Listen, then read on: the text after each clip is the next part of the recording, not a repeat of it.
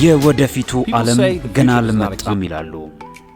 ነገር ግን እውን መምጣቱን የምታሳይ ከተማ ሼንዘን ቻይና።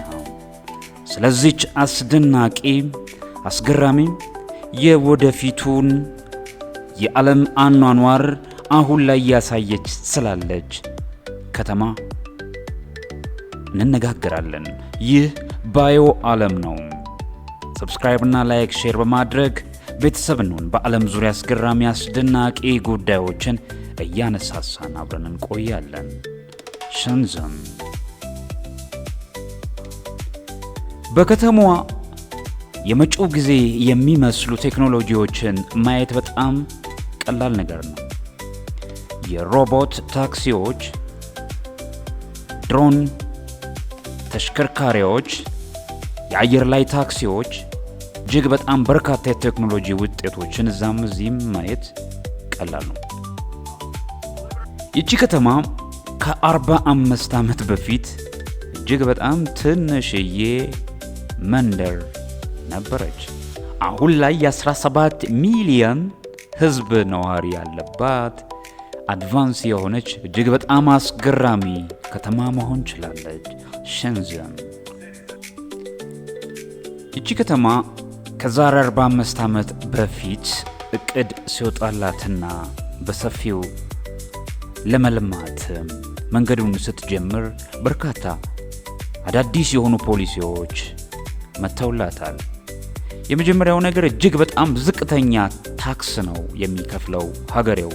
ለአዳዲስ ፈጠራዎች ከፍተኛ የሆነ ድጋፍ ይሰጣል። ሌላው እጅግ በጣም አድቫንቴጅ የሰጣት ነገር ደግሞ ከሆንግ ኮንግ በቅርብ ርቀት ላይ መሆኗ ነው።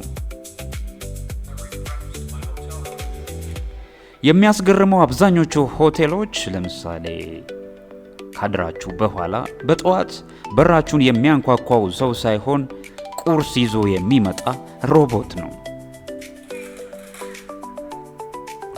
ይህ ፉቲያን ይባላል። እጅግ በጣም ሰፊ የሆነ የፐብሊክ ስፔስ ነው። የሲቪልና በርካታ የሆኑ ፈጠራዎች የሚከናወኑበት ስፍራ ነው።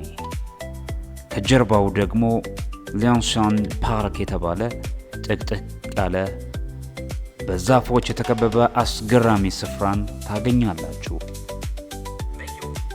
በርካታ አክቲቪቲዎችን በዚህ ሰፊ አረንጓዴ ስፍራ ይደረጋል። ዳንሶች፣ የሚለማመዱ ሰዎች፣ ስፖርት የሚሰሩ ሰዎች፣ ወክ የሚያደርጉ ሰዎች የተለያዩ አክቲቪቲዎችን በዚህ በከተማዋ መሃል በሚገኝ አረንጓዴ ስፍራ ጫካ በሚመስል ስፍራም ያከናውናሉ።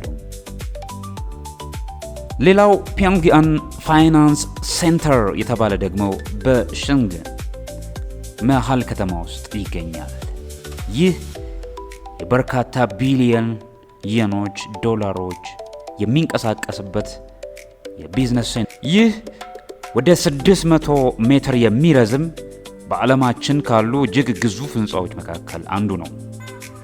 ሼንዘን እጅግ በጣም የሚያስገርመው ሌላው ነገር አብዛኛው የከተማዋ ክፍል ዲዛይን የተደረገው ለመኪና ሳይሆን ለእግረኛ ተጠቃሚዎች በእግር ወክ ለሚያደርጉ ሰዎች ነው።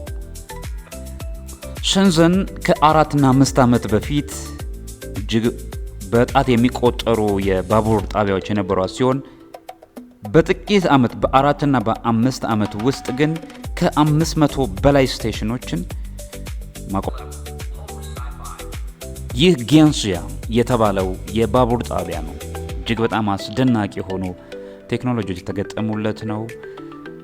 የምትፈልጉት አይነት አየር ንብረትን ይሰጣችኋል። ሼንዘን በማንኛውም ሰዓት ምግብ ሲያስፈልጋችሁ፣ የራብ ስሜት ከተሰማችሁ በቀጥታ አፖች አሉ። በነዛ አፖች አማካኝነት የምትፈልጉትን ምግብ ማዘዝ በደቂቃዎች ውስጥ በሚያስገርሙ ሁኔታ ድሮኖቹ የምትፈልጉትን ምግብ ይዘውላችሁ ከችላሉ።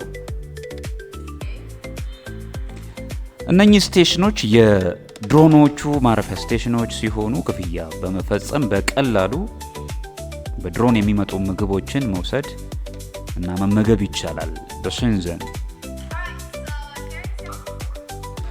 ሸንዘን እጅግ በጣም የሚያስገርመው ሌላው ደግሞ ሰው አልባ ታክሲዎች ናቸው።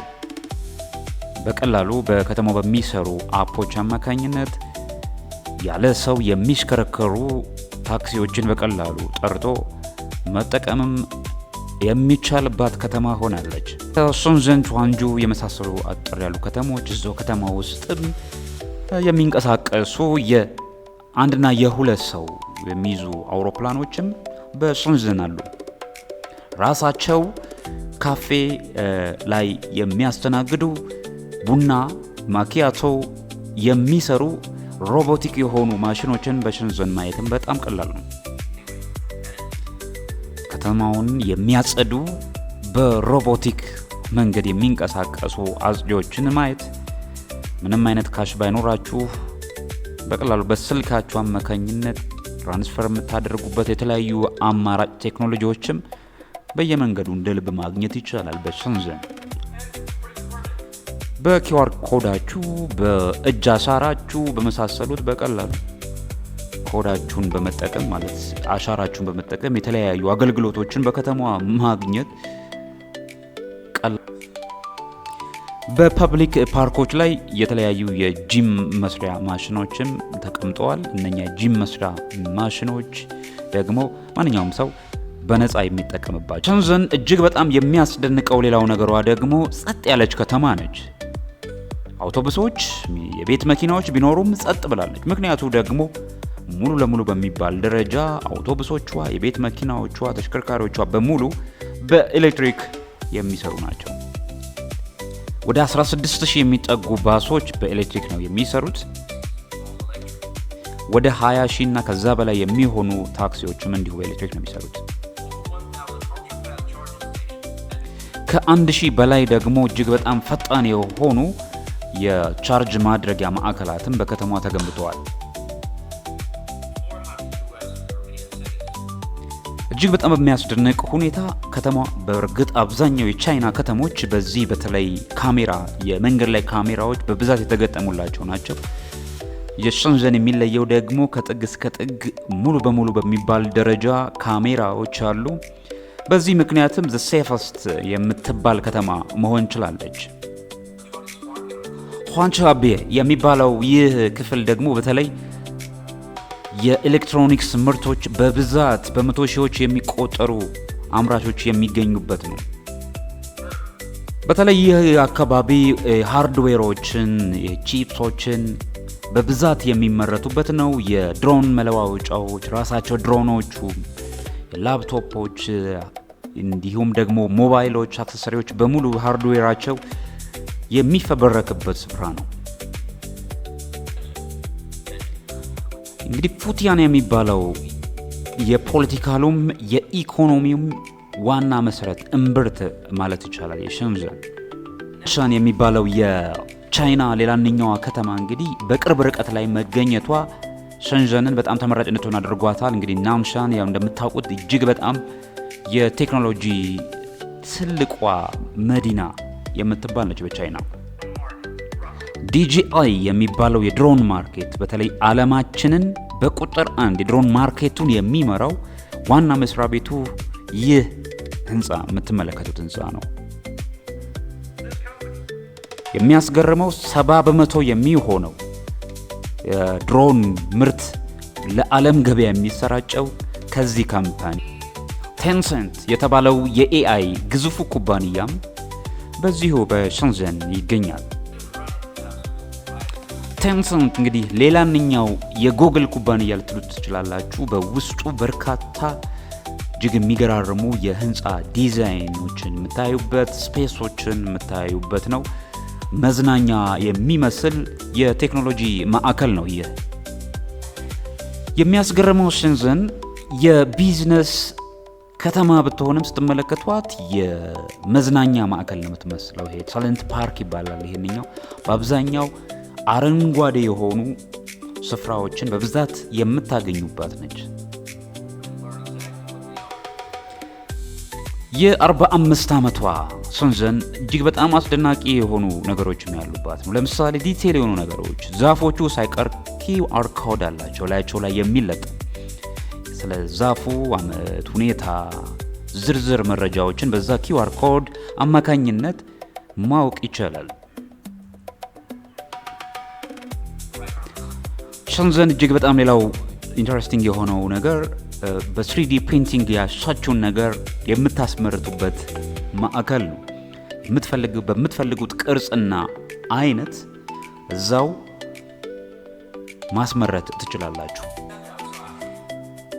እጅግ በጣም ቅንጡ የሆኑ በጥቂት $1000 የምታገኙዋቸው መኪናዎች በግማሽ $1,000,000 የሚሸጡ ከፌራሪ እኩል የሆነ የዲዛይን እና የጥራት መጠን ያላቸው ተሽከርካሪዎችን በቀላሉ ማግኘት ይቻላል። ስልኮች እጅግ በጣም ታላላቅ የሆኑ ዲቫይሶች የተገጠሙላቸው ስልኮችንም በቀላሉ በዚች ከተማ ተመርተው ታገኛላችሁ። የፖሊሶች እንቅስቃሴም በድሮን ነው የምትመለከቱት ድሮን የፖሊስ ትራፊክ ግምገማ ነው። በከተማዋ የቢዝነስ ኮምፒቲሽኑ እጅግ በጣም ክሬዚ ነው ትላለች አስጎብኚዋ። ምክንያቱም ደግሞ በርካታ የሆኑ አዳዲስ ፈጠራዎች አዳዲስ የሆኑ ምርቶችን ይዞ መምጣት ነጥሮ ለመውጣት እጅግ ወሳኝ ስለሆነ የቢዝነስ ፉክክሩ በተለይ የእብደት ይመስላል ነው የምትለው አስጎብኚዋ። ባለ አንድ መኝታ አፓርታማ ለመግዛት እስከ 1.2 እስከ 1.7 ሚሊዮን ዶላር ያስፈልጋችኋል። ለኪራይ ደግሞ ወደ $4,000 ገደማ በወር ባለ አንድ መኝታ ለመከራየት ካሰባችሁ በሸንዘን ያስፈልጋችኋል። ሸንዘን ችን ትመስላለች። ሸንዘን በአጋጣሚ የተገነባች ሳትሆን ምንም እንኳን 45 ዓመት ቢሞላትም ከአነስተኛና ጥቃቅን ኢንዱስትሪ ወይም በቤት ውስጥ ከሚመረት ተነስቶ ወደ ኢንዱስትሪ ከፍ ብሎም አሁን እስከደረሰበት ግዙፍ ዓለማችን ላይ እጅግ በጣም መነጋገሪያ የሆኑ ትልልቅ ቴክኖሎጂዎች የሚመረቱባት ለመኖሪያም ምቹ የሆነች እጅግ በጣም ምሳሌ ተብላ የምትጠቀስ ከተማ ሆናለች። ሸንዘን የቻይናዋ የኢንዱስትሪ የፊውቸሪስቲክ ከተማ የምትባለው ሸንዘን። ሰላም ቆዩን። ይህ ባዮ ዓለም ነው። መሰል በዓለም ዙሪያ የተሰባሰቡ አስገራሚ አስደናቂ ጉዳዮችን እያነሳሳን አብረን እንቆያለን። ሼር፣ ላይክ እንዲሁም ደግሞ ሰብስክራይብ ማድረጋችሁን እንዳትረሱ። ሰላም ቆዩን።